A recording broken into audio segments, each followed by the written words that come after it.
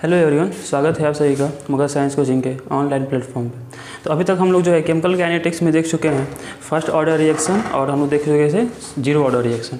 और उसके अलावा इसमें हम लोग जो है रेट कांस्टेंट का एक्सप्रेशन भी फाइंड कर लिए थे। तो रेट कांस्टेंट का जो एक्सप्रेशन है वो जीरो ऑर्डर के लिए और फर्स्ट ऑर्डर के लिए हम लोग निकाले हुए थे। एक बार उसको रिकैप कर लेते हैं, फिर हम लोग आगे पढ़ते हैं। देखिए, तो हम लोग अभी तक पढ़े हैं जीरो ऑर्डर में कि रेट कांस्टेंट जो होता है, रेट कांस्टेंट क्या होता है, A not minus A by T. और एक टी हाफ निकालते हैं कि टी हाफ मतलब जो हाफ लाइफ ऑफ रिएक्शन होता है, ये हम लोग क्या निकाले थे, ए नॉट बाई 2 के। ठीक है, उसके बाद ये हो गया जीरो ऑर्डर के लिए। उसके बाद हम लोग फाइंड किए थे फर्स्ट ऑर्डर के लिए। तो फर्स्ट ऑर्डर के लिए हम लोग जो के का जो वैल्यू निकल कर आया था वो आया था 2.303 by T log A not by A. तो ये आया था फर्स्ट ऑर्डर के लिए। इसके अलावा हम लोग फर्स्ट ऑर्डर के लिए जो है टी हाफ भी निकाले हुए थे, हाफ लाइफ, और वो कितना आया था 0.693 बाई के। तो देखिए, यहाँ तक हम लोग जो है इसको डिराइव कर लिए थे और इस पर हम लोग कुछ क्वेश्चन भी लगाए हुए थे।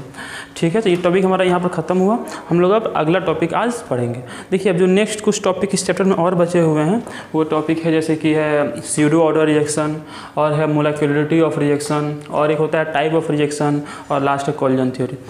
तो चलिए स्टार्ट करते हैं। ये बेहतर होगा कि ये सब देखिए, ये जो था इसके पहले वाला वीडियो में है, और ये इसके जस्ट पहले वाला वीडियो। जस्ट इसके पहले जो एक वीडियो आपको मिलेगा उसमें ये वाला चीज़ फर्स्ट रिएक्शन के लिए जो ये चीज़ें हैं वो हम डिराइव किए थे, और साथ में आपको कुछ हम क्वेश्चन भी इस पर करवाए हुए थे। ठीक है, तो चलिए अभी जो है हम लोग पढ़ते हैं टाइप ऑफ रिएक्शन। ठीक है, अभी हम लोग क्या पढ़ेंगे, टाइप ऑफ रिएक्शन पढ़ेंगे। देखिए, तो टाइप ऑफ रिएक्शन जो होते हैं, type of reaction, type of reaction, तो रिएक्शन को मेनली जो है दो टाइप में क्लासिफाई किया गया है। ठीक है, रिएक्शन बेसिकली दो टाइप के होते हैं। कौन कौन से, एक होता है एलिमेंट्री रिएक्शन और एक होता है कॉम्प्लेक्स रिएक्शन। ठीक है, तो देखिए दो टाइप के रिएक्शन होते हैं हमारे पास। पहला कौन होता है, पहला होता है एलिमेंट्री रिएक्शन, पहला होता है एलिमेंट्री रिएक्शन, और दूसरा क्या होता है, दूसरा होता है कॉम्प्लेक्स रिएक्शन, दूसरा होता है कॉम्प्लेक्स रिएक्शन। तो इसका हम लोग बेसिकली जो है डिफिनीशन और कुछ एग्जांपल देख लेते हैं। बाकी आपको जो है इसका जब PDF मिलेगा या फिर जब बाद में क्लास में इसको लिखवाया जाएगा तो आपको ये मिल जाएगा, या फिर आपको PDF फॉर्म में ये डिस्क्रिप्शन बॉक्स में देखने को मिल रहा होगा। तो देखिए, एलिमेंट्री रिएक्शन क्या होते हैं, तो रिएक्शन दो टाइप के हैं। ठीक है, एलिमेंट्री और कॉम्प्लेक्स। एलिमेंट्री रिएक्शन क्या होते हैं, तो वैसे रिएक्शन जो कि सिंगल स्टेप में कंप्लीट हो जाते हैं। ठीक है, उस तरह के रिएक्शन क्या कहलाते हैं, एलिमेंट्री रिएक्शन कहलाते हैं। मतलब जो रिएक्शन एक ही स्टेप में कंप्लीट हो जाए, जिसको होने के लिए एक से अधिक स्टेप नहीं चाहिए, एक ही स्टेप में जो रिएक्शन कंप्लीट हो जाता है उसको कहा जाता है एलिमेंट्री रिएक्शन। ठीक है, एग्जाम्पल इसका हम देख लेते हैं। देखिए, जैसे कि मान लीजिए SO2 है, समझते हैं SO2 sulphur dioxide. Sulphur dioxide जब हाफ ऑक्सीजन से रिएक्शन करता है तब ये बनाता है SO3। ठीक है, SO2 जब ऑक्सीजन से रिएक्ट करता है तब क्या बनाता है, SO3 बनाता है, सल्फर ट्राइऑक्साइड बनाता है। तो ये जो रिएक्शन है ये एक सिंगल स्टेप रिएक्शन है, मतलब ये एक ही स्टेप में होता है, एक से ज़्यादा स्टेप इसमें नहीं होता है। तो ये जो रिएक्शन है एक ऐसा रिएक्शन हुआ, एलिमेंट्री रिएक्शन हुआ। एलिमेंट्री रिएक्शन मतलब कि वह रिएक्शन जो कि एक ही स्टेप में हो जाता है। तो ये रिएक्शन एक ही स्टेप में हो जा रहा है, तो ये एलिमेंट्री रिएक्शन। अब कैसे मालूम चलेगा इसमें हुआ कि नहीं हुआ, तो ये मतलब एक्सपेरिमेंटल चीज़ है। एक्सपेरिमेंट से देखा गया कि ये रिएक्शन एक ही स्टेप में हो रहा है। ठीक है, तो ये कैसा रिएक्शन हुआ, एलिमेंट्री रिएक्शन हुआ। तो इसको आप डिफिनीशन अगर चाहे तो लिख सकते हैं, बोल दे रहे हैं कि दोज रिएक्शंस, पॉज करके लिखिएगा इसको, those reactions which gets completed in only single step are known as elementary reaction. Those reactions which gets complete in single step are known as elementary reaction। वैसे रिएक्शन जो एक ही step में complete हो जाते हैं उन्हें क्या कहा जाता है, एलिमेंट्री रिएक्शन कहा जाता है। अब जो एलिमेंट्री रिएक्शन होता है ये बेसिकली हम कह सकते हैं कि एक ही स्टेप में होने वाले रिएक्शंस होते हैं। चलिए, सेकंड हमारे पास है कॉम्प्लेक्स रिएक्शन। तो कॉम्प्लेक्स रिएक्शन क्या होता है? तो वैसे रिएक्शन जो कि एक से ज़्यादा स्टेप में हो। ये कौन से रिएक्शन है? जो एक स्टेप में हो, और जो एक से अधिक स्टेप में होते हैं उन्हें क्या कहते हैं? उन्हें कहते हैं कॉम्प्लेक्स रिएक्शन। तो हम कह सकते हैं कि those reactions which gets completed in more than one step are known as the complex reaction. वैसे रिएक्शन जो एक से ज़्यादा स्टेप में कंप्लीट होता है उसे कॉम्प्लेक्स रिएक्शन कहा जाता है। देखिए, हम देख कर ये नहीं बता सकते हैं कि कोई रिएक्शन एलिमेंट्री है या कॉम्प्लेक्स है, बल्कि हमको उसके मैकेनिज्म में जाना पड़ेगा, और वो एक्सपेरिमेंटल ही पॉसिबल है, थियोरेटिकली पॉसिबल नहीं है। इसलिए हम जो बता रहे हैं मतलब ये बताएं तो ये एलिमेंट्री रिएक्शन है, और एग्जाम्पल हम बता रहे हैं जो कि कॉम्प्लेक्स रिएक्शन का होगा। तो देखिए, कॉम्प्लेक्स रिएक्शन का एग्जाम्पल क्या होगा? तो 4HBr प्लस O2, और इधर मान लीजिए फॉर्म हो रहा है 2Br2 प्लस 2H2। अब जब इस रिएक्शन का मैकेनिज्म देखा गया, ठीक है, जब इस रिएक्शन का मैकेनिज्म देखा गया तो मैकेनिज्म कुछ इस प्रकार का था कि सबसे पहले इसमें क्या हो रहा था कि जो HBr है वह O2 से रिएक्शन कर रहा था, और ये बना रहा था HOOBr, ठीक है। इसका जो मैकेनिज्म स्टडी किया गया, देखा गया, उसके बाद जो HOOBr है ये क्या करता है? एक और O2 से एक और HBr से रिएक्शन करता है, एक और HBr से, और ये बनाता है 2HBrO। देखिए, H 2 हो गया, Br भी 2 हो गया, O भी 2 हो गया, तो 2HBrO। उसके बाद क्या होता है कि जो 2HBrO है ये 2HBr से और रिएक्शन करता है, और अब की बार ये बनाता है 2Br2 प्लस 2H2O। अब जब इस रिएक्शन को जब हम समराइज करेंगे, मतलब जब इसको एक स्टेप में लिखना चाहेंगे, देखिए इधर से ये कैंसिल हो गया, मतलब ये रिएक्टेंट प्रोडक्ट बना और वहीं यहाँ रिएक्टेंट के टर्म में यूज हो गया, तो इसलिए कैंसिल हो जाएगा। इससे ये कैंसिल हो गया, तो बचा क्या? देखो, एक HBr, दो HBr, और 2 HBr, कितने HBr हुआ? 4 HBr प्लस यहाँ पर क्या है? O2, और इधर क्या बन रहा है? इधर बन रहा है 2Br2 प्लस 2H2O, ठीक है, ये बन रहा है यहाँ पे। तो देखो, ये रिएक्शन तो यही रिएक्शन है, लेकिन ये कितने स्टेप में कंप्लीट हो रहा है? अप्रॉक्स 4 स्टेप में, ठीक है। 4 के साथ 3 ही लिखे हैं। देखो, एक स्टेप ये, एक स्टेप ये, कितने स्टेप हुआ? 2 स्टेप। यहाँ पर तो 2 स्टेप है ना, समझे? पहले एक HBrO से HBr रिएक्शन किया है, मतलब एक Br2 और एक H2O बना है। उसके बाद फिर यहाँ पर चूँकि 2 HBrO था तो एक और HBrO, एक और HBr से रिएक्शन किया है, और फिर एक Br2 और एक H2O बना, मतलब ये रिएक्शन 2 बार में।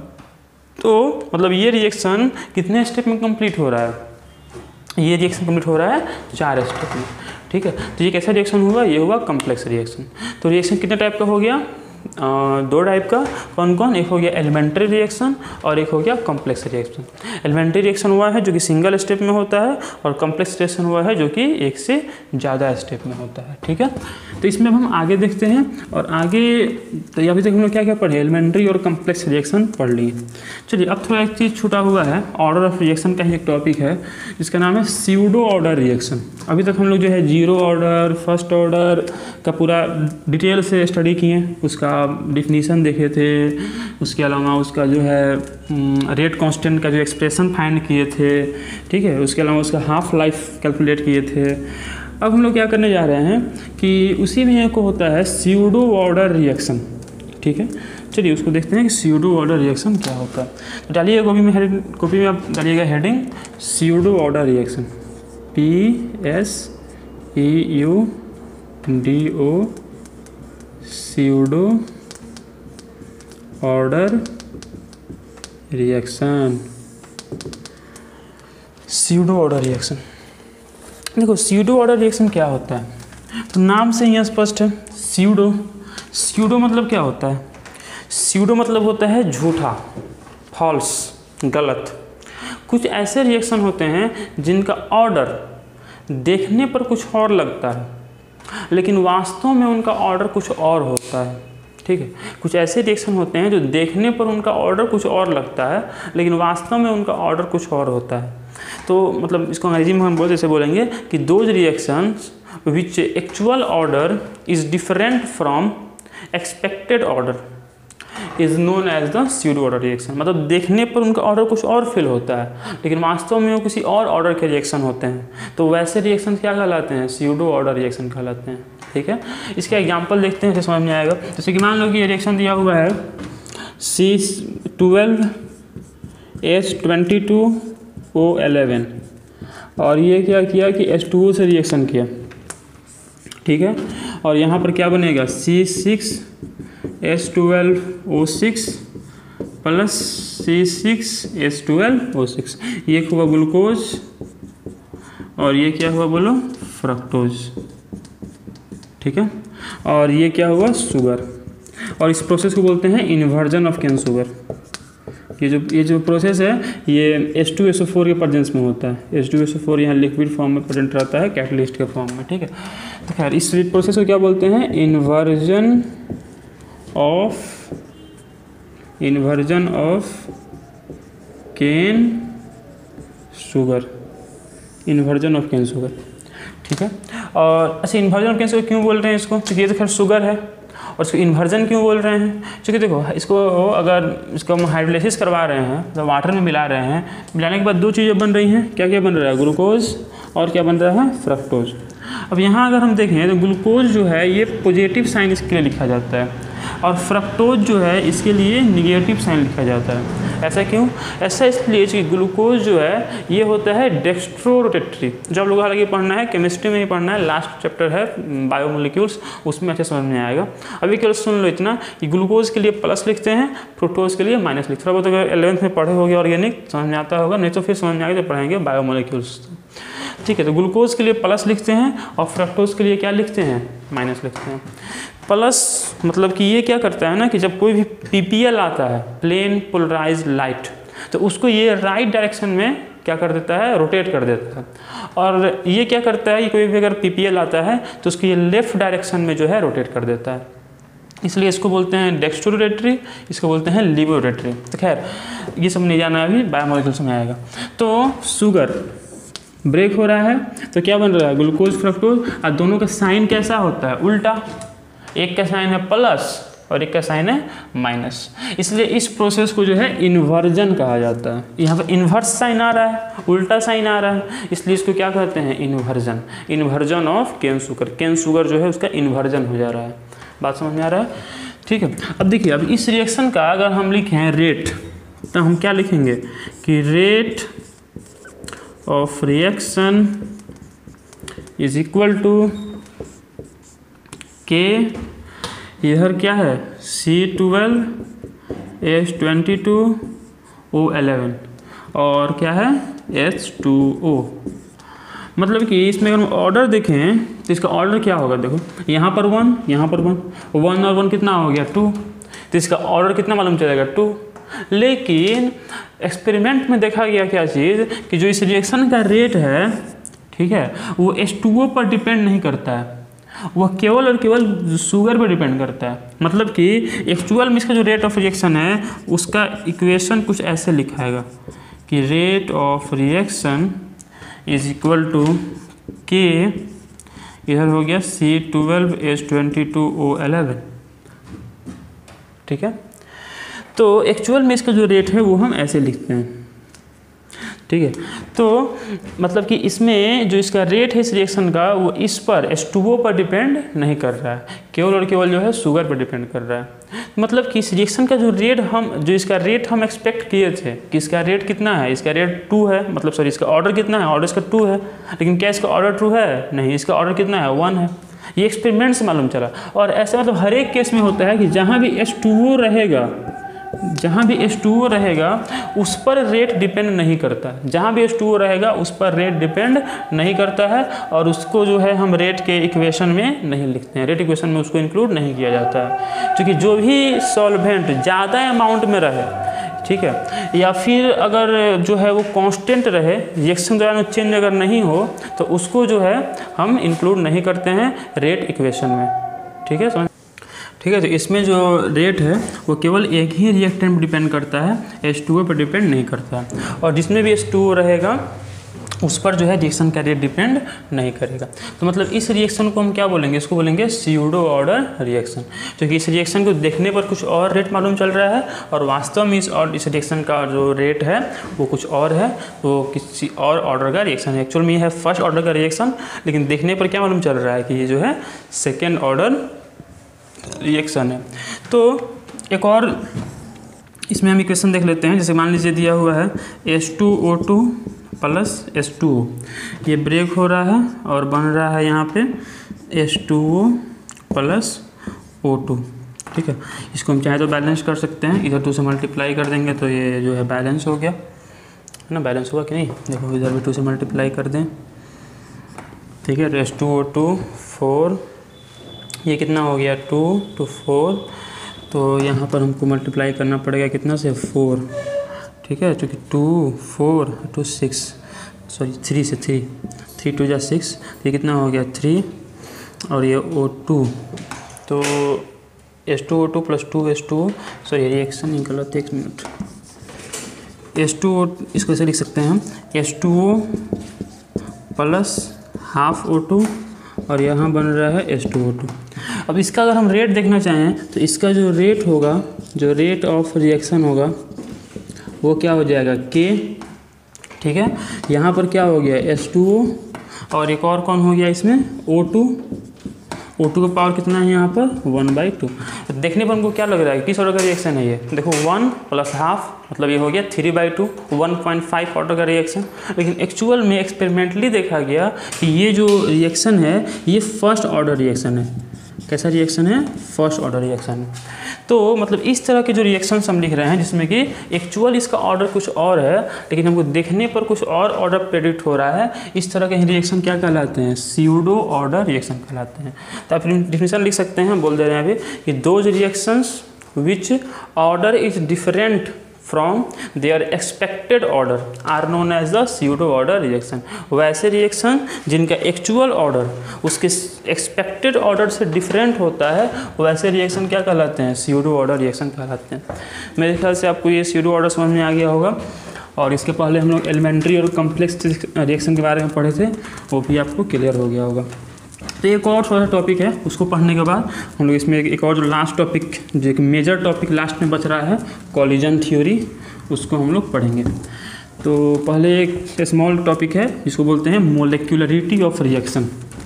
तो आप लिखिएगा टॉपिक मोलेक्युलरिटी ऑफ रिएक्शन। तो टॉपिक हमारे पास है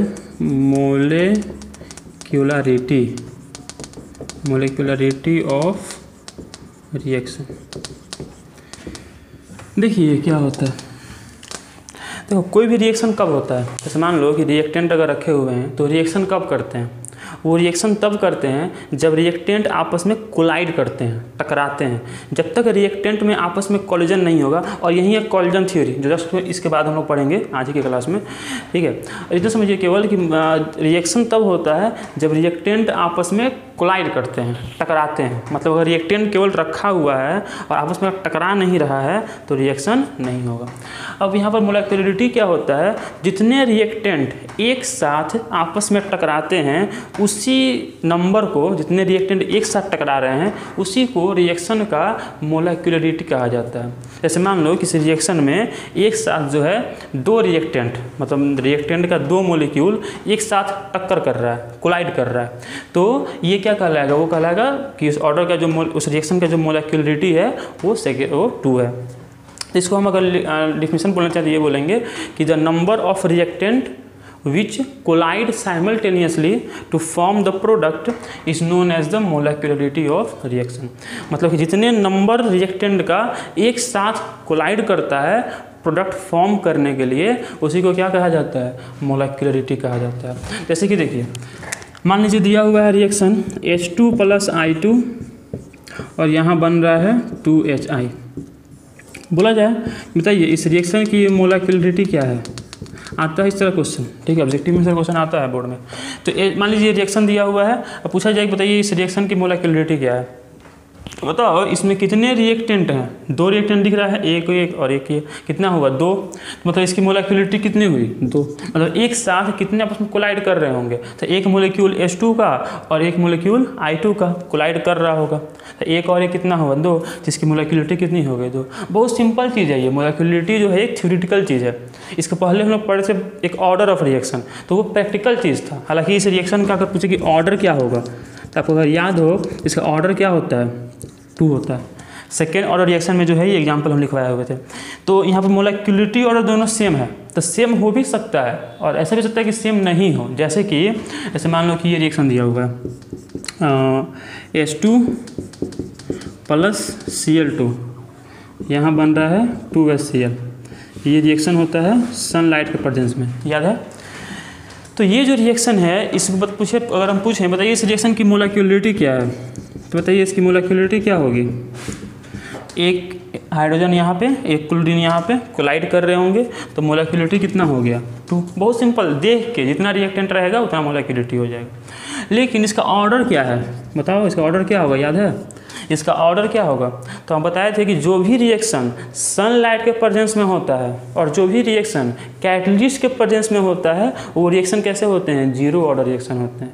मतलब यहाँ मोलिक्युलरिटी तो 2 है लेकिन इसकी जो ऑर्डर है वो 0 है, मतलब दिस इज 0 ऑर्डर रिएक्शन। तो ऐसा ज़रूरी नहीं है, जैसे यहाँ पर क्या देखे कि मोलिक्युलरिटी और ऑर्डर दोनों सेम है और यहाँ पर क्या देखे कि दोनों डिफरेंट है। तो molecularity and order may be same and may be different, it depends on the condition and situation.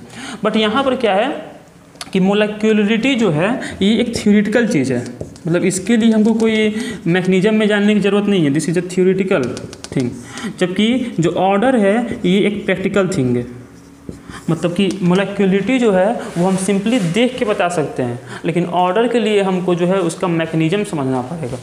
ठीक है, एक और एग्जांपल देखते हैं इसका। जैसे मान लीजिए दिया हुआ है N2 प्लस H2 और यहाँ बन रहा है NH3। ठीक है, तो यहाँ पर N2 जो है ये गैस है, H2 जो है गैस है, अमोनिया भी जो बनता है वो गैस होता है। ठीक है, और खैर रिएक्शन बैलेंस नहीं है, तो बैलेंस करने के लिए मान लीजिए यहाँ मल्टीप्लाई कर दें 2 से, यहाँ मल्टीप्लाई कर दें 3 से, अब तो ये बैलेंस हो गया। अच्छा, और पता है कि रिएक्शन जो है इसमें कैटलिस्ट यूज होता है। कैटलिस्ट क्या यूज होता है? आयरन और Al2O3 यूज होता है। तो इस रिएक्शन में अगर हम आपसे पूछें कि बताइए इस रिएक्शन की जो है ऑर्डर क्या है, या इस रिएक्शन का ऑर्डर क्या बताइए, याद है? इसको क्या बोले थे? Haber's process. This is Haber's process for the manufacturing of the ammonia. और बोले थे आपसे कि ये जो है आपको पढ़ना है पी ब्लॉक एलिमेंट चैप्टर में। पी ब्लॉक में आपको ये पढ़ना है हैबर्स प्रोसेस, और इसका पूरा जो मैकेनिज्म है ये पढ़ना है। लगभग 5 मार्क्स का क्वेश्चन जो है बोर्ड में आता है। ठीक है, तो ये जो प्रोसेस है इसका ऑर्डर क्या है? 0। क्यों? क्योंकि ये कैटलिस्ट के प्रेजेंस में हो रहा है, और जो भी रिएक्शन कैटलिस्ट के प्रेजेंस में होता है या फिर सनलाइट के प्रेजेंस में होता है वो रिएक्शन कैसे होते हैं? 0 order reaction. So this reaction is of 0 order. और पूछा जाए कि इस रिएक्शन की मोलिक्युलरिटी क्या है, तो मोलिक्युलरिटी इसकी कितनी होगी? 1 और 3 4। गलत है, 4 नहीं होगा। ठीक है, 4 नहीं होगा। देखकर क्या लग रहा है? 1 और 3 4, लेकिन नहीं होगा। क्यों नहीं होगा? क्योंकि कभी भी मोलिक्युलरिटी 3 से ज़्यादा नहीं हो सकता। इसको आप नोट डाउन कर लीजिएगा कॉपी में अपने, हम यहाँ लिख भी देते हैं कि मोलिक्युलरिटी, इंपॉर्टेंट चीज़ है ये, बहुत इंपॉर्टेंट चीज़ है कि molecularity of any reaction is generally not greater than generally not greater than 3। Generally क्यों लिखे हैं? इसलिए चूँकि 3 से ज़्यादा हो भी सकता है, लेकिन वो आपके सिलेबस से बाहर का है, 12th क्लास में नहीं पढ़ना है आपको। इस स्टैंडर्ड में, इस लेवल में जो पढ़ना है उसमें यही है कि मोलिक्युलरिटी 3 से ज़्यादा नहीं हो सकता है। बात है क्यों नहीं हो सकता है? ठीक, कारण है इसके पीछे। कारण ये है कि देखिए मोलिक्युलरिटी होता क्या है? मोलिक्युलरिटी क्या होता है?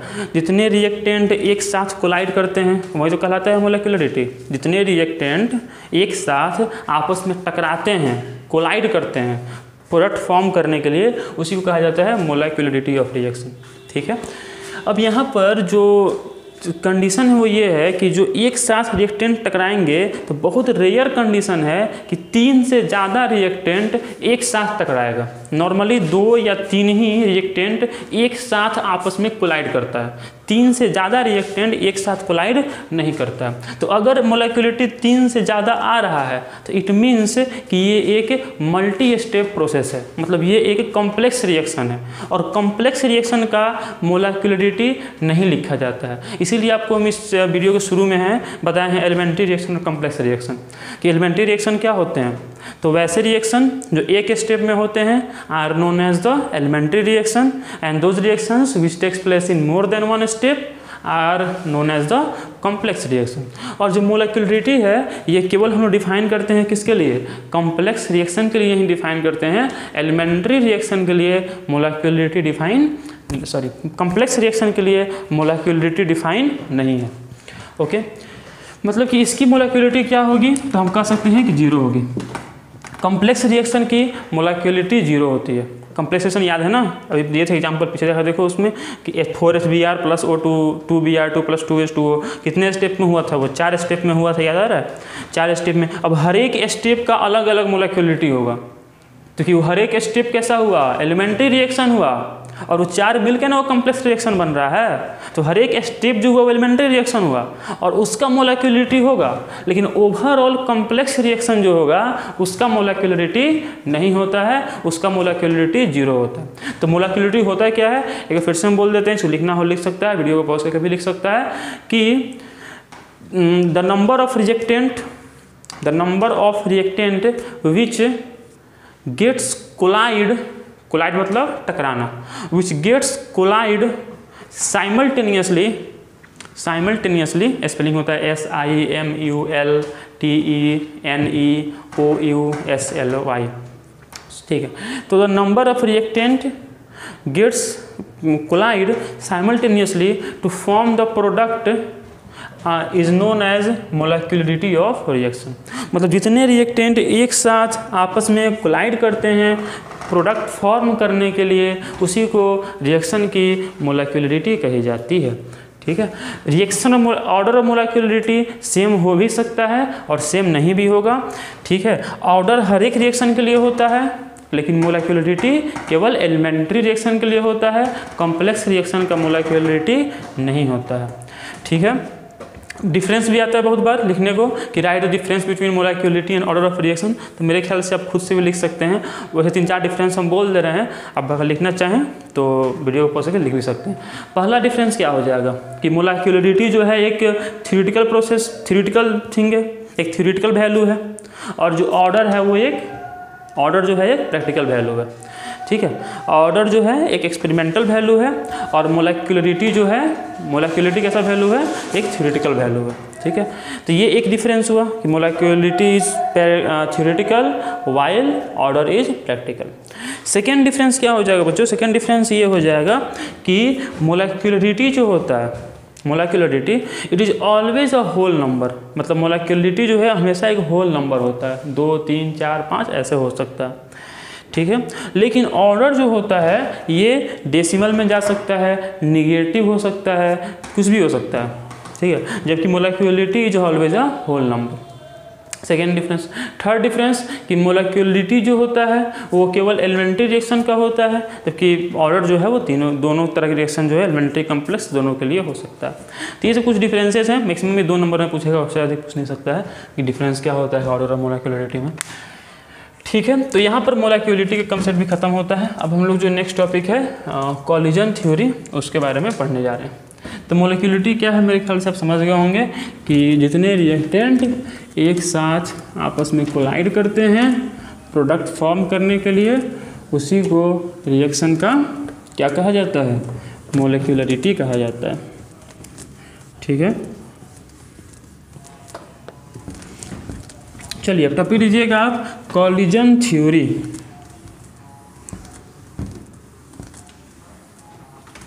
क्या देना है, कॉलिजन थ्योरी। तो देखिए बच्चे, कॉलिजन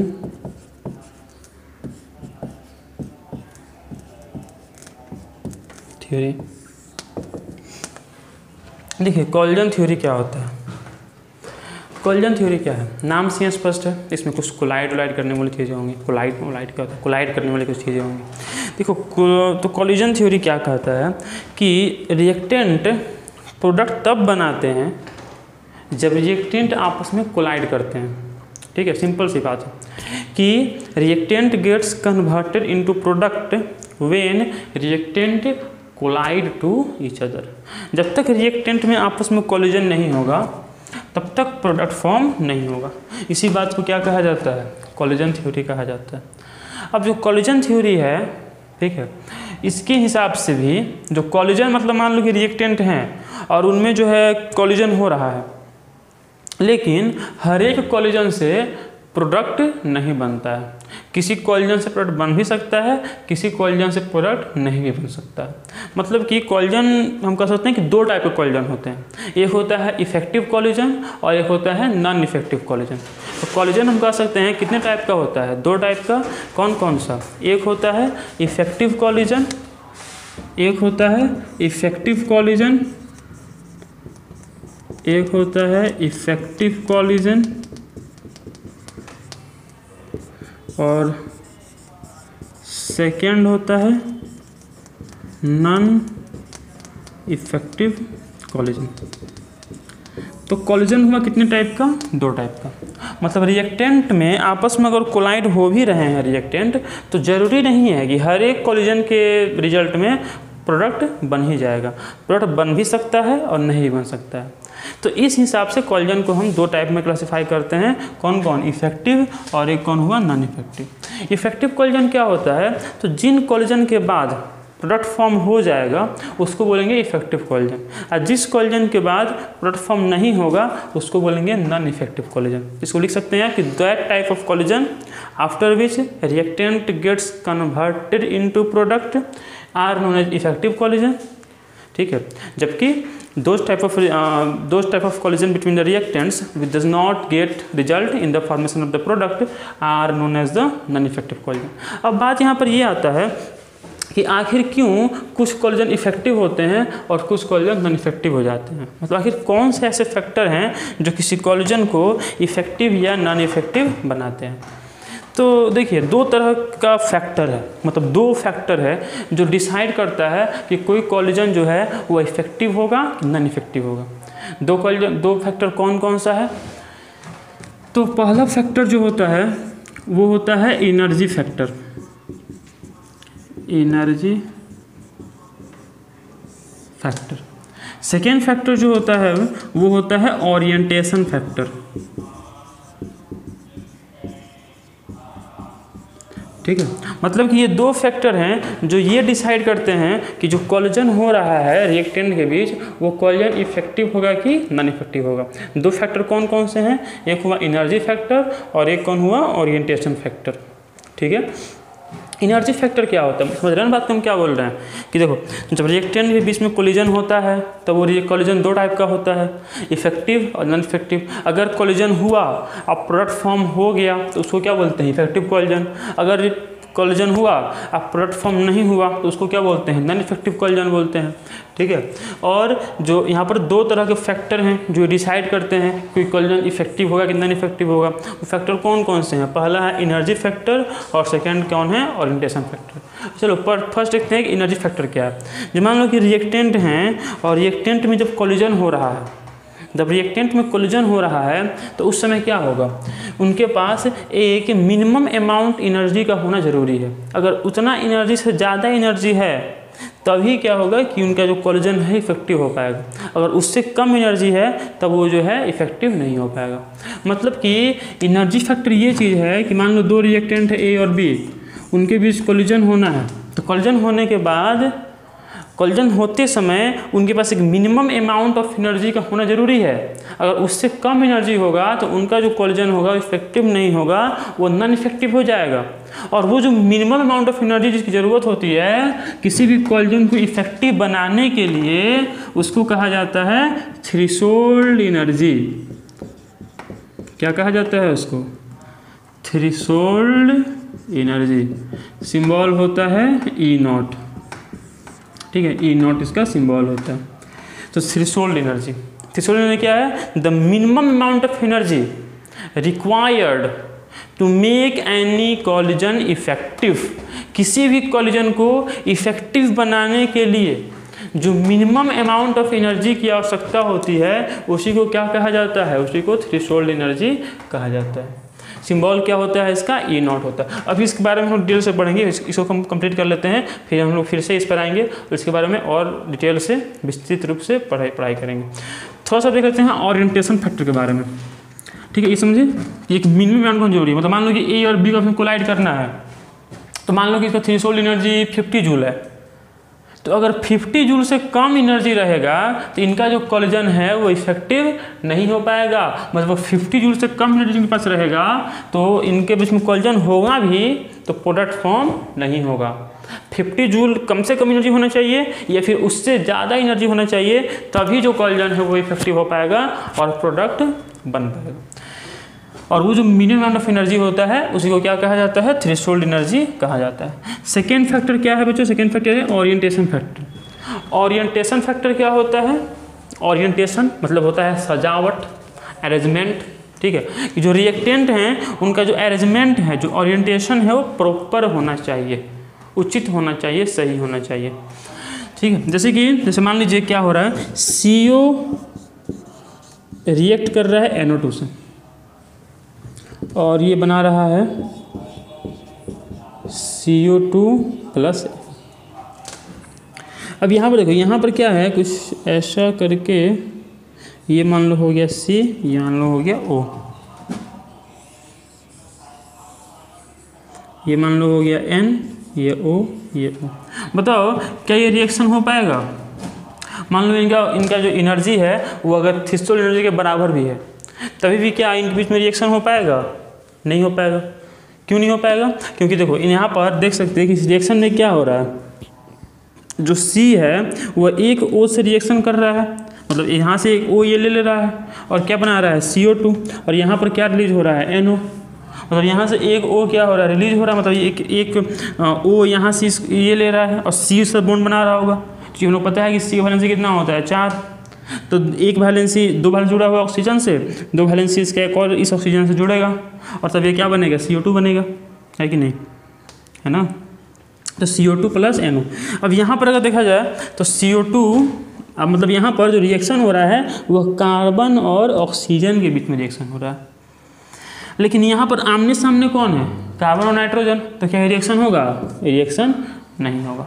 ठीक है, वैसे ही मान लीजिए कि क्या हो कि एक और रिएक्शन मान लीजिए लिखते हैं कि एक और मान लीजिए पॉसिबिलिटी लेते हैं कि इधर O रहे, इधर C हो और फिर इधर मान लो कि इधर O हो, इधर N, इधर O। मतलब क्या रिएक्शन हो पाएगा? फिर से भले ही इनकी एनर्जी अगर उसके बराबर हो भी, फिर भी ये रिएक्शन जो है वो नहीं हो पाएगा। क्यों नहीं हो पाएगा? क्योंकि अब की बार भी आमने सामने C और O नहीं है, जबकि बॉन्ड किसको बनाना है? बॉन्ड बनाना है C और O को, और आमने सामने कौन है? O और O। तो इसलिए ये रिएक्शन नहीं हो पाएगा।